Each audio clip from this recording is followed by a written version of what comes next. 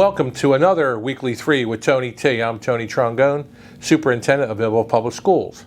In this video, we will cover 3 topics: our substitute information, early dismissal update, and support services. Our first topic is substitute information. Earlier in the school year, I shared information about our need for substitutes in the district.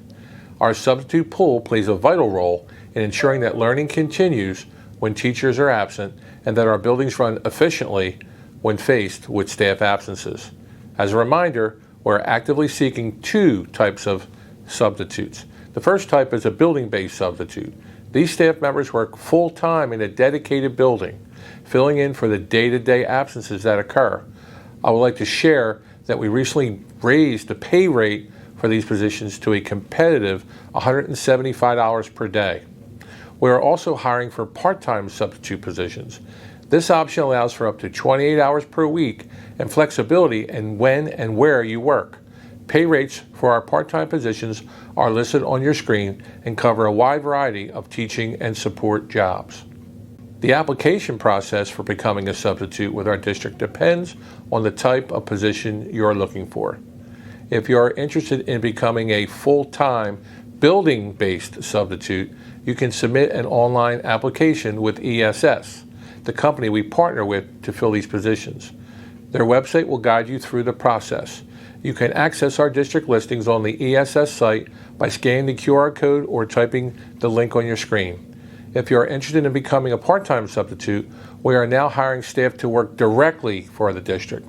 Just call the number on your screen and ask to speak with our new substitute coordinator, who will answer any questions that you have and help you get started with your application. We are actively working to increase our sub pool by reducing the amount of obstacles for our interested applicants. Our second topic is early dismissal update. As of this week, our secondary schools moved into an early dismissal schedule that will continue until February 25th. Students and staff have adapted well to the change, and I, for one, am pleased to see our kids in classrooms again. If you follow our local Philadelphia and South Jersey news outlets, we have been the subject of several news stories since we made the announcement about this plan. I have spoken to numerous reporters about our efforts to maintain direct instruction. While I was able to clarify some details in these interviews, I do recognize that this news coverage also raised some questions. I'd like to address 2 of these questions in particular in this video. One of the questions we have been asked is how moving to an early dismissal schedule solves our issue of relocating students to the auditorium or gym due to teacher absences, where they receive no direct instruction. On your screen, you will see an example of what happens on a full day at our high school when we have a teacher absence. In order to account for contracted prep time and lunches, it requires 6 staff members to cover 1 teacher absence. Now consider what happens when we have 5 or 10 absences and you begin to understand the issue we have been dealing with in this school year due to our lack of dependable substitute pool. It is not out of the ordinary to have absences, but combined with the effects of COVID and a lack of subs, we needed to come up with a plan B for the sake of our students. But also, clearly said, being a full day sends a false positive, and people are comparing a full day as having more instruction than an early dismissal day.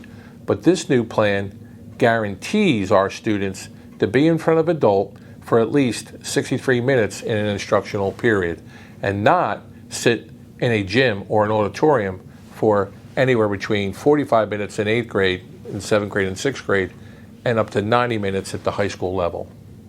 I also want to explain why this is not being done at the preschool and elementary levels. First, there is the obvious issue of childcare, if we were to dismiss these students early. We recognize that we have working parents who rely on their young children having a full school day. And we also know that our youngest students are learning foundational skills, including reading, as well as socialization skills that are so critical. In our pre-K and elementary buildings, we are experiencing absences, but not on the level of our secondary schools. We also are thankful that we have a dedicated team of support staff at these levels that are available to assist with sub-coverage. This is far from an ideal situation, but it does keep our younger students in classrooms with certified staff. I want to thank all of our pre-K and elementary staff for the hard work they are doing this year. Your efforts do not go unnoticed. We are doing everything we can to get positions filled and increase our available substitutes. Our last topic is support services. The past several years have seen our students experience unprecedented levels of anxiety, stress, and trauma. We know that these factors manifest in many ways in our students. For this school year, our Office of Exceptional Children and Student Services work to increase the support available to students in our school buildings, as well as support for their families. First, we introduced the Thrive program at the Child Family Center. This team provides in-class support for our students, training for our staff, and also offers services at home for our families. We also have the Transitional Coach program, and with this program, we placed a social worker at Holly Heights and a psychologist at Lakeside Middle School. These professionals offer a variety of counseling services to students who were identified by building administration and guidance counselors. We also have a team of district clinicians this year at the elementary, middle school, and high school levels. This is another layer of support that offers counseling services to our students identified as in need. Lakeside Middle School is hosting the Project Peace after-school program as well, which offers counseling and other support services. Students are recommended for the program using multiple factors and may participate with parent or guardian approval. If you have any questions about these student and family support services, please reach out to the Office of Exceptional Children and Student Services or to your student's school. And now for some upcoming events. On Monday, February 7th, we'll continue with my superintendent's listening tour at the Child Family Center, 3 p.m. for staff and 6 p.m. for parents and guardians. Monday, February 17th, all schools will be closed for President's Day. On Friday, February 25th, will be the end of the early dismissal schedule at the secondary level. And on Monday, February 28th, we will have a board meeting at 7 p.m. And now for this week's shout out. I would like to send a shout out to all our teachers. I don't think anyone can argue that the past 23 months have been, for lack of a better term, different. As Joanne Burns would say, when I asked her how she's doing, and she said, Tony, every day is a Monday. And we have to be flexible, and we have to understand that things are going to happen each day that are out of our control, but we're going to do what's best for kids, and then we're going to continue to do what's best for kids until we work ourselves out of this particular pandemic experience. So I want to send a sincere thanks and continued thank you for our efforts moving forward as we navigate through this difficult period in education. I would like to close this week's video by sharing the parable of the elephant.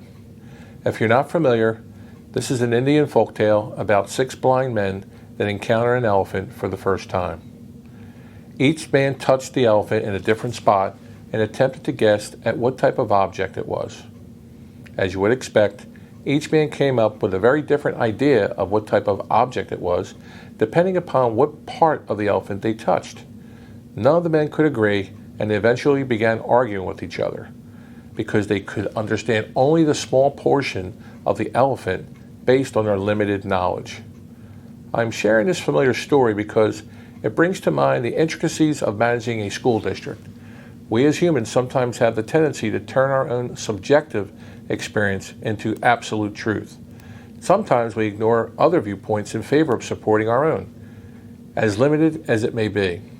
I ask that everyone who cares about our students to remember the elephant. There are many, many factors to how our schools and our district function. We all serve a purpose of supporting our students' success, but we may not be aware of more than our own part of the elephant. Remember that all the parts together make up the whole. Thank you, and as always, go Bolts.